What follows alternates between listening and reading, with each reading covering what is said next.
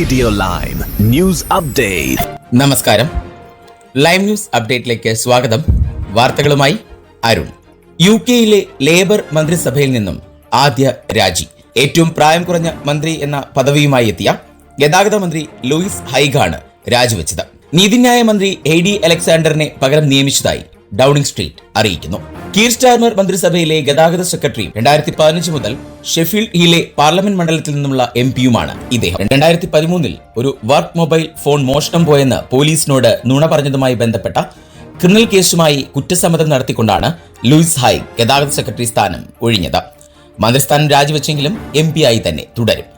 ഏറ്റവും പ്രായം കുറഞ്ഞ വനിതാ ക്യാബിനറ്റ് അംഗമായി തന്റെ നിയമനം ജീവിതത്തിലെ അഭിമാനകരമായ നേട്ടങ്ങൾ ഒന്നായി രാജിക്ക് ശേഷം പ്രധാനമന്ത്രി സ്റ്റാർമറിനെ അയച്ച കത്തിൽ ലൂയിസ് ഹൈക്ക് പറഞ്ഞു. സർക്കാരിനെയും സ്റ്റാർമറുടെ നയങ്ങളെയും തുടർന്നും പുറത്തുനിന്ന് പിന്തുണയ്ക്കുമെന്നും അദ്ദേഹം അറിയിച്ചു. പാർലമെന്റിൽ ദയാവധം നിയമവിധേയമാക്കുവാനുള്ള ബില്ലിന്മേൽ വോട്ടെടുപ്പ് നടക്കുന്നതിന് തൊട്ടുമുമ്പായിരുന്നു മന്ത്രിയുടെ അപ്രതീക്ഷിതമായ രാജി. ഗ്ലോസ്റ്റർഷെയറിലെ ചിപ്പിംഗ് സോട്ട്ബറിയിലെ ക്രിസ്മസ് ഫെയറിലേക്ക് കാർ ഇടിച്ചു കയറി 2 കുട്ടികൾ ഉൾപ്പെടെ 7 പേർക്ക് പരിക്കേറ്റു. 80-കാരനായ ഡ്രൈവർ പാർക്കിംഗ് സ്പേസിൽ നിന്നും വാഹനം പുറത്തേക്കിറക്കാൻ ശ്രമിക്കുന്നതിനിടെയാണ് നിയന്ത്രണം വിട്ട് കാർ ജനക്കൂട്ടത്തിനിടയിലേക്ക് ഇടിച്ചു കയറിയത്. ഒരു പിഞ്ചുകുഞ്ഞും ചെറിയ കുട്ടിയും ഉൾപ്പെടെ 7 പേർക്കാണ് അപകടത്തിൽ പരിക്കേറ്റിരിക്കുന്നത്. അതേസമയം ആരുടെയും പരിക്കുകൾ വളരെ ഗുരുതരമല്ലെന്ന് പോലീസ് വ്യക്തമാക്കുന്നു. മാർക്കറ്റിലെ പിസ്സ സ്റ്റാളിന് സമീപത്ത് വെച്ചാണ് അപകടമുണ്ടായതെന്ന് ദൃക്സാക്ഷികൾ പറയുന്നു. അപകടം നടന്നെങ്കിലും വിക്ടോറിയൻ ഡേ സംഘാടകരോട് പരിപാടി റദ്ദാക്കേണ്ടതില്ലെന്ന് എവോൺ ആൻഡ് സോമർസെറ്റ് പോലീസ് നിർദ്ദേശിച്ചു.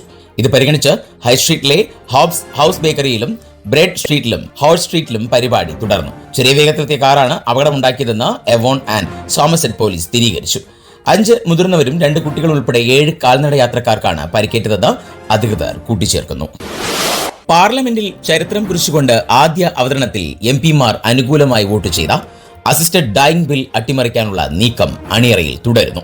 ബില്ലിനെ എതിർക്കുന്നവർ ഇനിയുള്ള വോട്ടിംഗ് അനുകൂലമാക്കാനുള്ള ശ്രമത്തിലാണ്. അടുത്ത വോട്ടിൽ കേവലം 28 MP-മാരുടെ മനസ്സ് മാറ്റാൻ കഴിഞ്ഞാൽ ബിൽ പരാജയപ്പെടുമെന്നാണ് ഈ നീക്കത്തിന് കരുത്തു പകരുന്ന കാരണം. 275-നെതിരെ 330 വോട്ടുകൾക്കാണ് അസിസ്റ്റഡ് ഡൈയിങ് ബിൽ നിയമമാക്കാനുള്ള ബില്ലിന് MP-മാർ ആദ്യഘട്ടത്തിൽ അംഗീകാരം നൽകിയിരിക്കുന്നത്.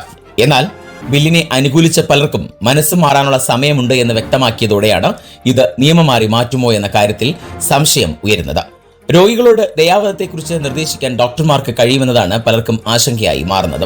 ഇത് കമ്മിറ്റി തലത്തിൽ തിരുത്തപ്പെടുമെന്നാണ് ലേബർ അനുഭാവികൾ പ്രതീക്ഷ പ്രകടിപ്പിക്കുന്നത്. അതേസമയം MP-മാർ ബിൽ പാസാക്കിയത് ആഘോഷിച്ച അനുകൂലികൾക്കെതിരെ വിമർശകർ രംഗത്ത് വന്നിട്ടുമുണ്ട്. പല MP-മാരും ഷാമ്പെയിൻ പിടിച്ച് ആഘോഷിച്ചാണ് വിമർശനത്തിന് ഇടയാക്കിയത്. ആളുകളെ കൊല്ലാനുള്ള ബില്ലിനെ അനുകൂലിച്ച് വോട്ട് ചെയ്തിട്ട് ഇത്രയും സന്തോഷം വേണമോ എന്നായിരുന്നു ചോദ്യം വരുന്നത്. ബിൽ അവതരിപ്പിച്ച ലേബർ MP കിം ലെഡ്ബീറ്റർ ഇനിയൊരു കമ്മിറ്റിയെ നിയോഗിച്ച് നിബന്ധനകൾ പരിശോധിക്കും. കമ്മിറ്റിയിൽ വിവിധ വാദങ്ങൾ ഉന്നയിക്കുന്ന MP-മാരെ ഉൾപ്പെടുത്തുമെന്നാണ് ഇവർ വ്യക്തമാക്കുന്നത്. വീക്കെൻഡിൽ സ്ഥിതി അല്പമൊന്ന് ഭേദപ്പെട്ട ശേഷം UK-യിൽ ഇന്നോടെ താപനില വീണ്ടും കുത്തനെ താഴുമെന്ന് മെറ്റ് ഓഫീസ്. ഞായറാഴ്ച 16 സെൽഷ്യസ് വരെ താപനില ഉയർന്നതിന് ശേഷം ഇന്ന് രാത്രിയോടെ -7 സെൽഷ്യസ് വരെ താപനില താഴുമെന്ന് മെറ്റ് ഓഫീസ് കണക്കുകൾ വ്യക്തമാക്കുന്നു.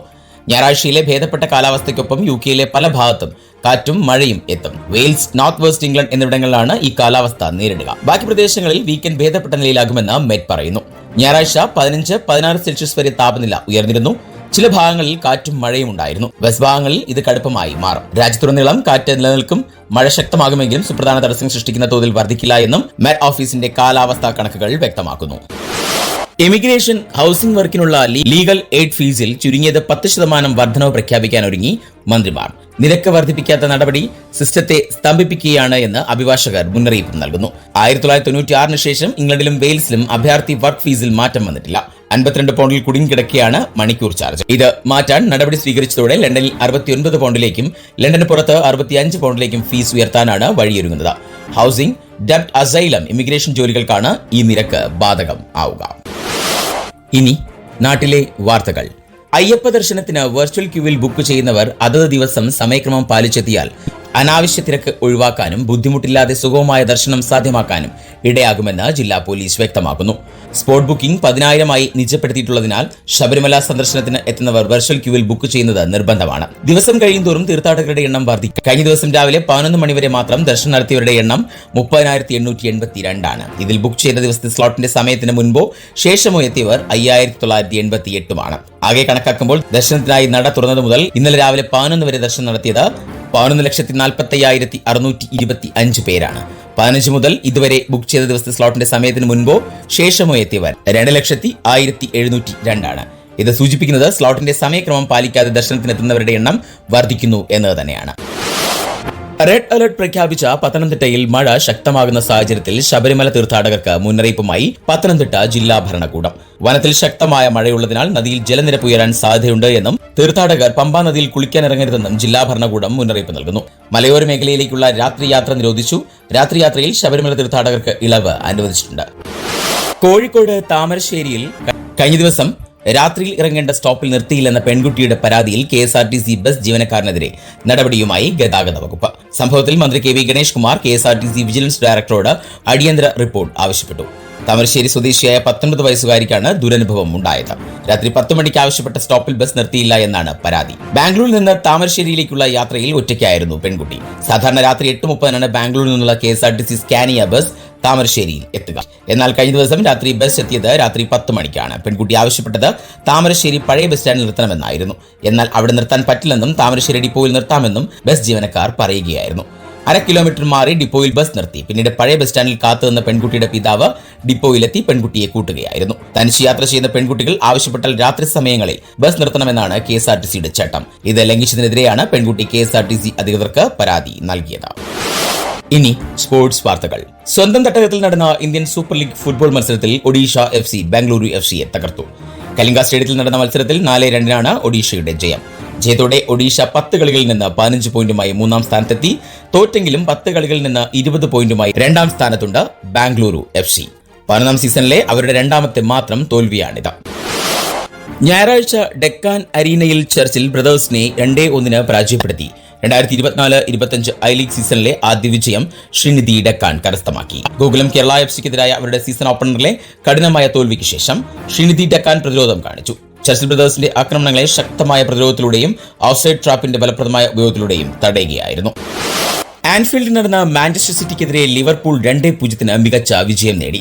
പ്രീമിയർ ലീഗിൽ തങ്ങളുടെ ലീഡ് 11 പോയിന്റായി ഉയർത്തുകയും ചെയ്തു. ലിവർപൂളിന്റെ കടുത്ത സമ്മർദ്ദത്തോടെയാണ് മത്സരം ആരംഭിച്ചത്. കോഡി ഗാക്പോ നേരത്തെ തന്നെ സ്കോർ ചെയ്ത് അവർക്ക് നേട്ടമുണ്ടാക്കി. 78-ാം മിനിറ്റിൽ പെനാൽറ്റി ഗോളാക്കി മുഹമ്മദ് സലാ റെഡ്സിന്റെ ആധിപത്യ പ്രകടനത്തെ മറികടന്ന് വിജയം ഉറപ്പിച്ചു. തുടക്കം മുതൽ തന്നെ നിരവധി അവസരങ്ങൾ സൃഷ്ടിച്ച ആക്രമണത്തിൽ ലിവർപൂൾ തളരാതെ നിന്നു.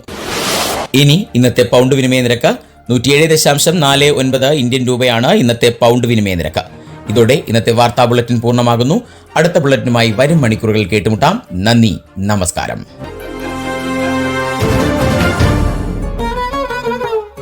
കൂടുതൽ വാർത്തകൾക്കും വിശേഷങ്ങൾക്കുമായി റേഡിയോ ലൈം ആപ്പ് ഡൗൺലോഡ് ചെയ്യൂ. പ്ലേ സ്റ്റോറിൽ നിന്നും ആപ്പ് സ്റ്റോറിൽ നിന്നും.